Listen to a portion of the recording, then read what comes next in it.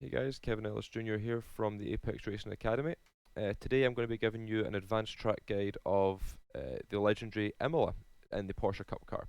So the new update has just come out as of last week, and this combo is certainly testing the limits of what this car is capable of in terms of curb behaviour and just overall grip. It seems that the car had some kind of tweak during the build to try and improve curb handling, but it hasn't really worked out, I think, as they hoped. And there also seems to be some kind of suspension update as well, or even like a diff update that is causing the car to over rotate a lot on as you trail off the brakes into a corner. Obviously, if you're watching this, then you've probably tried the setup already, and you're probably beginning to notice that since the update, the car is beginning to kind of over rotate right as you want to turn into a corner. So that's something to be aware of, especially at this track into Tosa, into the hairpin. And especially it seems to be more prevalent in the slow speed corners, but we'll talk about that as we go through. So obviously on the front straight, not much to talk about. Obviously don't hit the wall on the right. Probably goes without saying. So into turn one, your brake marker, you're going to be spotting up around these light boxes up on the top right is normally my marker, or just to be a little bit easier as I look at these black marks on the track. Now, marks like this all over the track are really useful. I use them at every single circuit that we can have. It's a bit easier than having to look off away from your line of vision to a brake board away on a wall out here. But typically as that light box just begins to go out of view at the top right, that is when we begin to get onto the brakes. Now, if you've been in the group coaching sessions that happen throughout the week, every week for every single track that we go to, you'll hear me talk about this slow to threshold. Now, that is where you apply the brake slowly, very, very gently, but when you get to threshold, you hold it for as long as possible. Now, your threshold is your maximum amount of braking that you're going to hold for this braking zone. So if you watch the brake through this section here,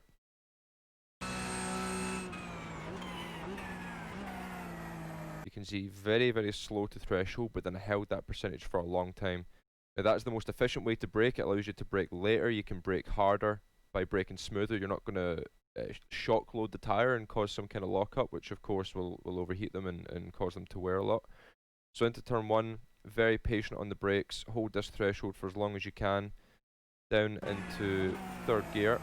And then through this first chicane, it's very claustrophobic. Now you want to obviously not get up over these curbs on the inside. You want to get right up as close to them as you can. And it's also very important to open up this chicane. This is why it's such a hard corner, as it's very claustrophobic. So as you're coming into here, especially in the Porsche Cup car, you want to get right up to the curbing on the left, and you want to sacrifice the entry to the left so that you can increase your exit from the right, because after this it's near enough flat out and you're going to carry any kind of speed advantage through the right and all the way down and towards the next chicane. If you have a bad exit, you're going to be paying that price all the way through here and all the way down and towards turn 4. So you're as close to the curbing on the left without hitting it. And again, it's going to be the exact same through the right. Try and open up the right as much as you can, getting just to full throttle before lifting off and right up to that anti-cut on the right again. Now again, patient on the throttle and exit. You might need a short shift as it gets later in the stint, but it's not really, it doesn't help with drive off the corner. It's better just to have overall throttle control and rev the car out rather than just short shifting. So through here just needs a slight lift through the left. It's a very slight confidence lift just to make sure, and then back to power nice and patient. Now you can extend right out here and not get any kind of off track. The most likely place will be around here as you're coming back onto the track, which you'll see. I think I just clipped the grass. Yeah, just about, but that's not an off track. You can get away with that. So down into here, you're braking just after the 100. This is quite tough because there's not really any braking marker. This corner is very much off field for me, so looking at the cockpit, for example, just after I pass this concrete patch, then it's on the brakes around the 75 and very aggressive into the left straight away. We're turning in very early, and what you want through this chicane here is to cut a load off of this inside curb and stay tight to the left on the exit, allowing you to open up the right, open up the exit on the right. So as you can see through here, a little bit of oversteer on the way in, and then very aggressive over the curbs, keeping it tight to the left, not being tempted to go over to the right, and then you can pick up the power a lot earlier here, getting just over the curb on the right, and then this will open up the exit and you want to extend right out onto the green. So just to go through that on chase cam, just so you have a bit of an idea. So it's aggressive, trailing the whole way in, aggressive curb usage on the inside, taking a lot off the left. Again, no slowdown, no off track for that. And then you really open up the right, just picking up the throttle just before you hit the curb. That would take the weight off the front, put the weight to the rear, and then you can carry that run out the corner. If you carry too much speed through the left, you're going to clatter over that curb on the right, and you're going to carry no exit speed out here, down towards Toaster. So this is the corner I was talking about, where you're potentially going to be feeling the over rotation on entry.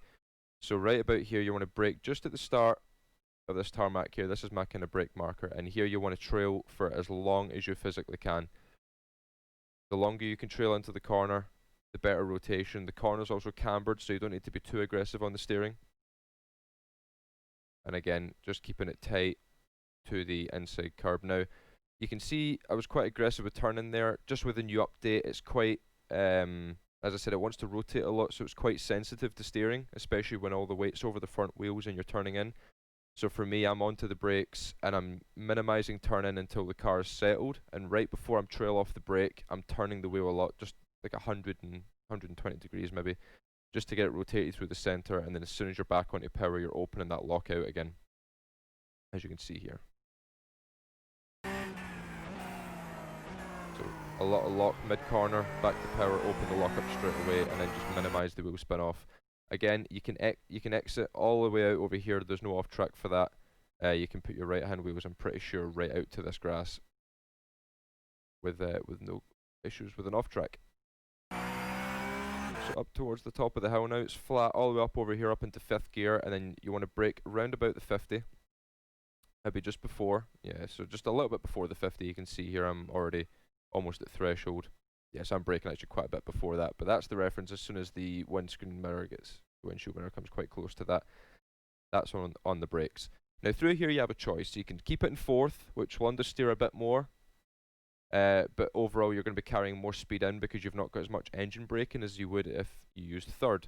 If you used 3rd, there'll be a lot of rotation into the corner. It will help slow the car down, but getting back to power, it's going to want to oversteer a bit more. So I think on this lap I'll keep it in 4th. Yeah, so I keep it in 4th just because I'm carrying a little bit more speed. Getting it down into 3rd, sometimes it wouldn't go just because of the rev protection. So I keep it in 4th, and you don't want to take a whole lot of this curb. You can just brush it like I have done here. I've just clipped, yeah, I've barely just clipped it on the inside. Really just make sure you get your left hand wheels though to the inside of that white line. That is what's really important. And then patient on the power off the corner, and you can extend right out this Astro all the way out here. There's no off track. I think as soon as you go over this graded section, that is when you start getting an off track, and I think if you go really far you end up getting a slowdown, so just beware of that if you're having to dodge an accident or something. Just be prepared to get a slowdown. But yeah, you can exit right out over here, right out over the curb with no issues of an off track. It is quite slippery though, so do be careful of that. But apart from that, yeah, keep it in 4th if you're carrying a bit more speed. However, don't be afraid to use 3rd. Both work perfectly fine. So now possibly to the toughest part of the track. Just with the update to the car again, as soon as all the weight comes forward, the car just wants to rotate. So coming down the hill here, you're looking for the 50 board. Get your left hand wheels right out. Open this corner up as much as you physically can. So here you can see we're right out on the verge of the grass. There's really not much space left there. And again, you're looking at the 50, but in all reality, we're actually braking a little bit earlier. So maybe braking around the 60 to 70 meter board. And then into here, it's all just about minimizing your steering input. The car's going to want to constantly rotate coming down here. It's downhill, it's off camber, it's everything that the car doesn't like. So again, just be patient, experiment with throttle braking down through here as well. A little bit of throttle braking doesn't hurt. You can tighten the car back up with that. And you can be quite aggressive over this inside curve as well. You can see here on this lap I've taken not even half the car over the inside, but you can take a bit more. However, if you do hit the corner slightly wrong, you can catch the bump wrong and it will just snap the car. So just be careful coming down into here. Keep the steering as straight as possible, have a few corrections, and then right out onto this curb and on the left to open up this right. The sooner you can get back to power for this next right-hander, the better. It's an uphill acceleration zone, so if you're 2 meters late back to throttle or 10 meters late back to throttle, the time you're going to lose is going to be exaggerated as it would be compared to somewhere earlier in the lap where it's a flatter part of the track. So we're extending right out here using all the track, right out to the grass, and again we're trailing the whole time, we're on the brakes the whole time, and then right before we get to the curb we're on the power to accelerate. And on the exit here it's quite lenient actually, you can extend quite a bit as you'll see here. This is surprisingly not an off track.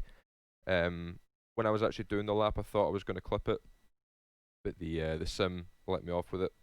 So you can see the right hand wheel was near enough on the white line, and there's absolutely no slowdown there whatsoever. So you can extend out quite a lot on the exit curb, and again just make sure you pick up the throttle just before you get to this right hand curb in second gear, on the power, extend out and carrying up the hill. Now this chicane, again, another really tough part of the circuit. That downhill section there is really tough, and it's followed by this. It really doesn't relent. So your braking marker here for me, I'm looking at these diagonal lines across the track. These two right here. These are typically my braking points because you're braking after the 100 but way before the 50, so it's easy to get lost between the two boards, I find. So here you can see I'm getting to this, as I get to this second slanted bit, as I get to the second one here, this is where I start to brake.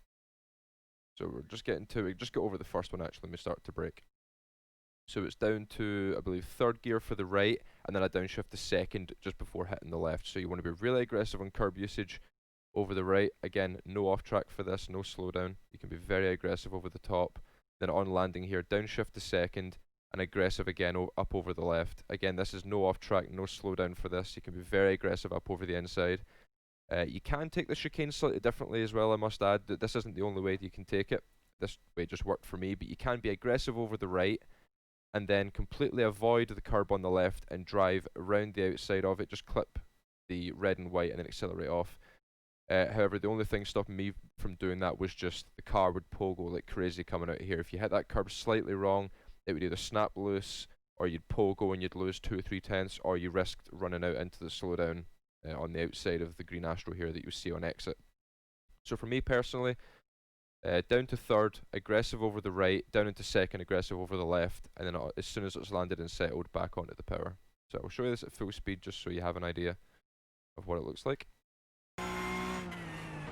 So down to third, up over the curb on the right, down to second, up over the curb on the left, and you can see that little bounce it has on exit. This is what was supposed to be sorted, but unfortunately hasn't been yet. So up over the left, and it bounces 2 or 3 times, and then you can be aggressive back to power.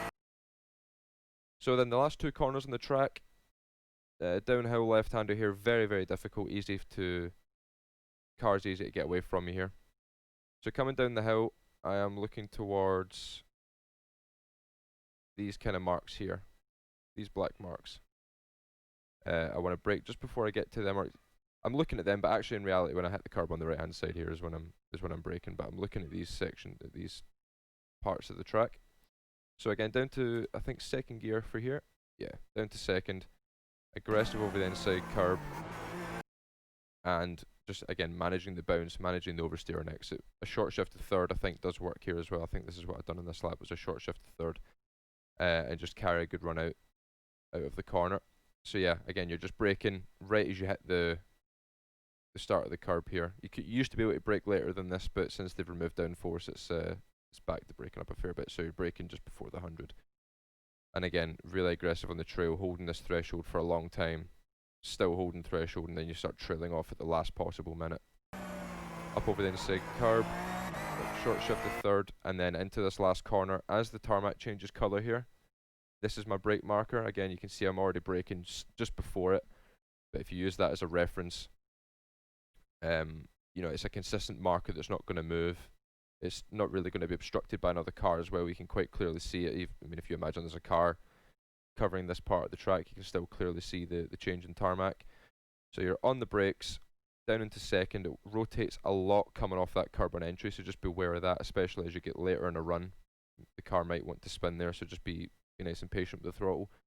And again, you want to be aggressive up over the inside. If you go too far, you will get an off track here.